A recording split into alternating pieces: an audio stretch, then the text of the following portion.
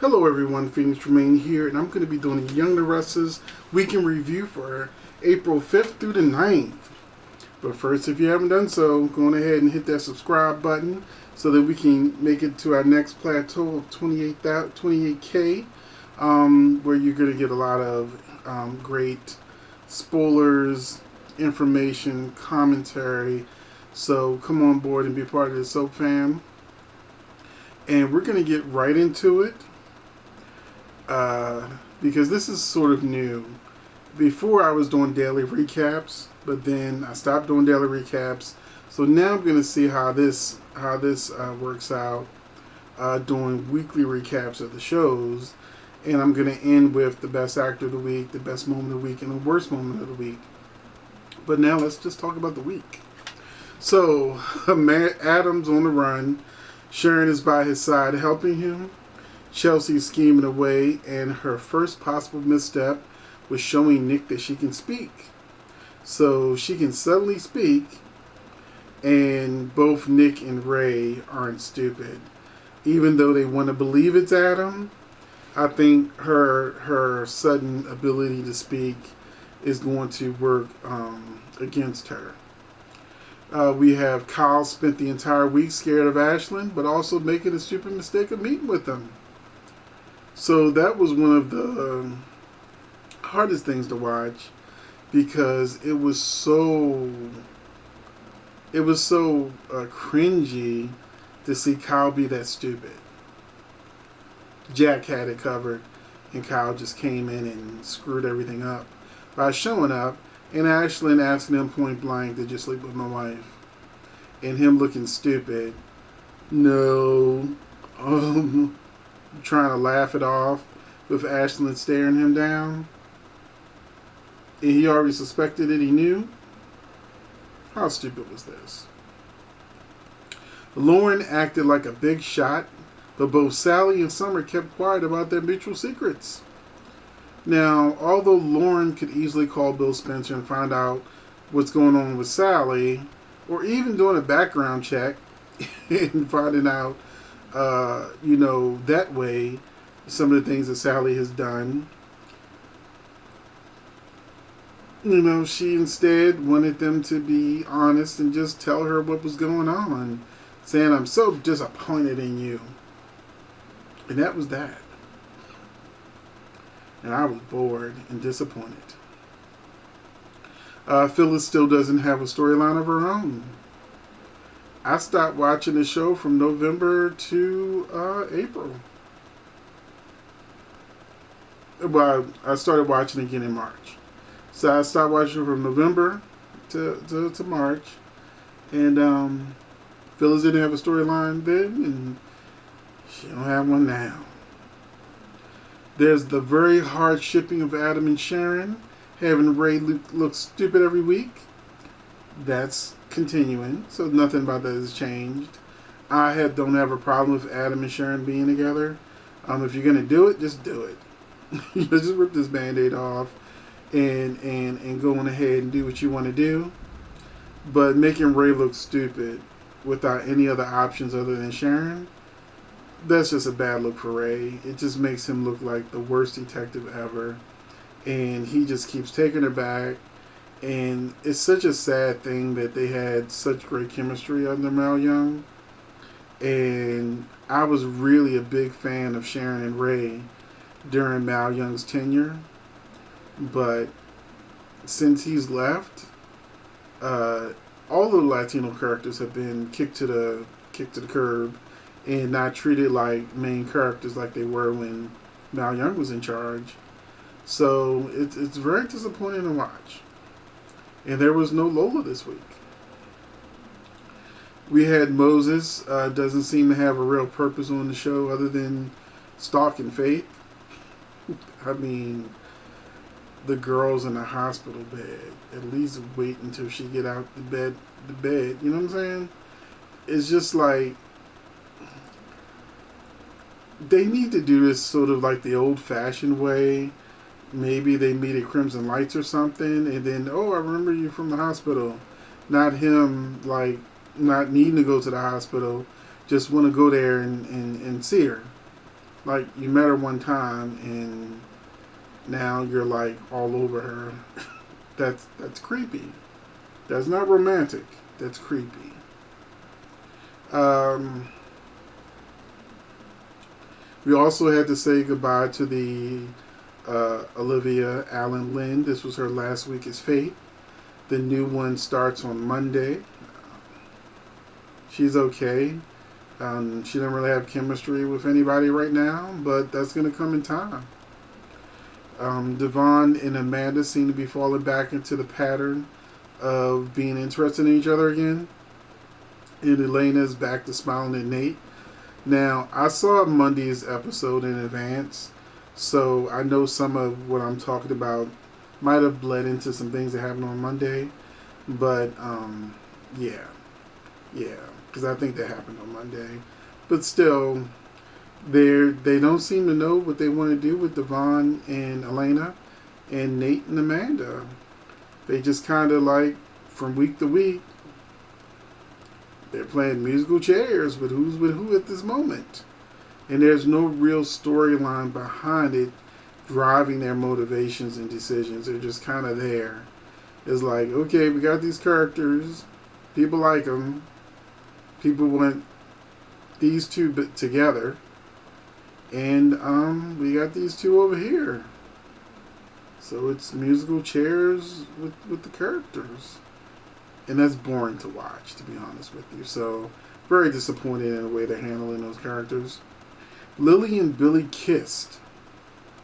And Billy and Ashlyn weren't 6 feet apart. Surprised the hell out of me.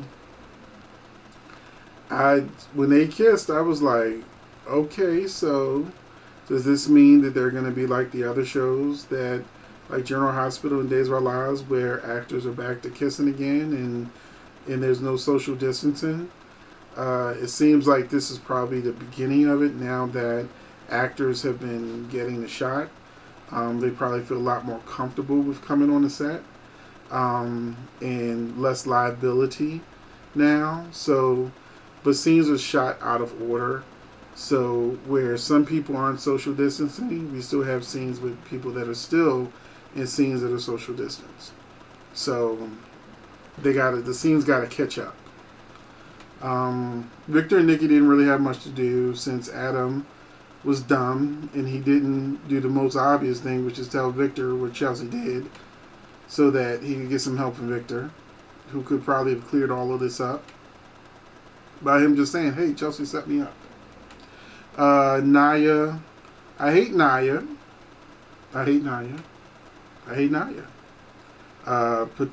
Tosha Stokely, who's also on Tyler Perry's The Oval.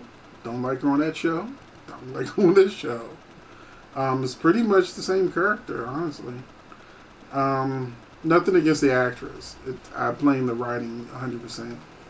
Sutton looked like, he got his suit out of goodwill.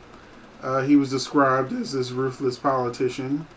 And the actor they chose, they put no thought into it. He looked like he could be a black Santa Claus, not some ruthless businessman. He just needs the beard and the Santa outfit. And I'd be like, I'm in Baltimore, so at Mondawmin Mall they have a black Santa. I'm like, that's where I could easily see him at. Not as some ruthless businessman, some manipulative businessman. And it's so sad that they got a really good actor to play Ashlyn to be the type of character that Sutton is supposed to be. So I feel like they don't really care about the casting of the black characters based on who they pick to be Sutton. Nothing against the actor, but he doesn't fit the description of the character, nor does his acting skills show him to be the description of this ruthless guy. And he was so matter of fact with his character, like, well, I did it. And same thing Naya does. And, he's like, yeah, I did it, and still want your help, so what you gonna do? This is a horrible story, and a horrible storyline, and horrible acting. The only one doing great acting in this scene in this storyline is Michelle Morgan, because she's a good actress and she's working with what they're giving her. These are not Hillary level stories. Just saying. The story fans don't want to see has moved forward as Mariah has discovered that she's now pregnant. So the show, I saw this on Twitter. I said, let me be good. Let me be nice. Let me not be negative. I've been trying to be really good at trying to not put so much negativity on social media. But if I see something I'm genuinely frustrated, don't like, or feel is completely wrong, I'm going to say what I need to say. But when Young and the Restless did this tweet saying, asking fans to congratulate Abby and Ryan Devon on the surrogacy working, and to congratulate Abby, fans let them have all of it. Letting them know how much they hate the storyline, how much they think it's stupid. So much so that they actually deleted the tweet. Because they couldn't handle the heat. The fans really telling them what they think about the storyline with Abby. Some of the highlights that people were pointing out is that why would Mariah have her first child that she's just gonna give it away? Like lesbians don't have kids. I know people sometimes can't wrap their mind around concepts, but yeah, there's still women and they can still procreate and they can still have families, and so can men that are with men. I have lots of friends that have children and they are lesbians and gay and they have whole ass families. So this narrative of Mariah going, oh, okay, you use my uterus for, me to give birth to my first child, for you. So a lot of people blasted them about that. Also the fact that Devon lost a child and now he's having one to give away. That's just all sorts of wrong.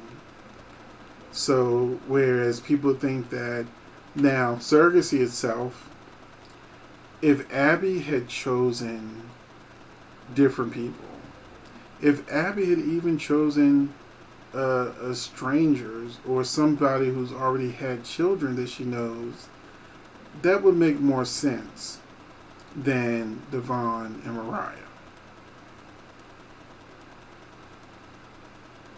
But it's not that she wants a surrogate, even though her husband is missing. She don't know where he at when he coming back. But she still is like, oh, let's go through with it. She don't know if he'll be back in time for the birth. She don't know if he'll be gone for a year, 2 years. The kid could be walking and talking. And this being a soap opera, we all know what's going to happen. Just like on General Hospital when Carly had Donna, this kid is going to be seen for a little bit and then off to the nannies once this storyline is over with. Now, if this soap is true to form, Mariah's going to want to keep the kid and she's going to be fighting Abby for the kid, and then eventually she's going to see that the baby is meant to be with Abby, and so Mariah's going to tearfully give up her baby to Abby. Now, I can't remember in the storyline because I fast forward quite often. I'm not sure if it's Mariah's eggs or Abby's eggs, but I do know that Devon's a donor, so biologically it could be Abby and Devon baby, but we know how these surrogate storylines go on soap operas. either Mariah's going to lose the baby and then get pregnant on purpose, maybe even with Devon, to give Abby the baby. The same thing that on General Hospital Maxie did for Lulu when she was being a surrogate, and then her and Spinelli, did the deed after she lost it, and then the baby was biologically Maxie and Spinelli baby, or maybe it was Maxie and Nathan's baby. I can't remember, but either way, biologically, it wasn't Lulu baby. And so, if they can go one of those two routes, either Mariah loses the surrogate baby, it ends up getting pregnant again and giving that baby to Abby, only to later reveal, I lost her baby, this one's mine, and I want it back. And then Abby has to give up the kid to Mariah. Or Mariah, regardless of who eggs it is going to want the baby, and I want to give it to Abby, and then Mariah has to tearfully give the baby to Abby. So, but many of us fans don't want any of those scenarios. Period. So let's go ahead and get to the best actor of the week. For me, Melissa Claire Egan was the one that I liked the most this week. Chelsea was on a path of vengeance, and I loved every minute of it. The best moment of the week was Lily and Billy kissing, showing us that moving forward, we're probably going to get finally get these actors touching. I'm definitely a person who believes in safety first, but if General Hospital can do it, and Days of Our Lives can do it, and people are getting shots, and still being tested, and clearly nobody has anything because they're quarantined in their cars and whatnot,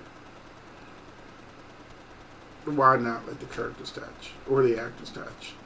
So the Lily and Billy kissing was a great surprise. The worst moment of the week was Lauren being all talk and no action. Lauren acted like she was about to do something. She ain't do nothing. She looked weak. And that was boring. So that was Young and Restless Weekend Review. I'll try to do the next one shorter, but I'm just kind of winging it. Well, I have my notes, but I'm just kind of winging it. Hopefully you enjoyed this. I'll be looking in the comment section to see how you guys felt about the week, and I will see you in the next video.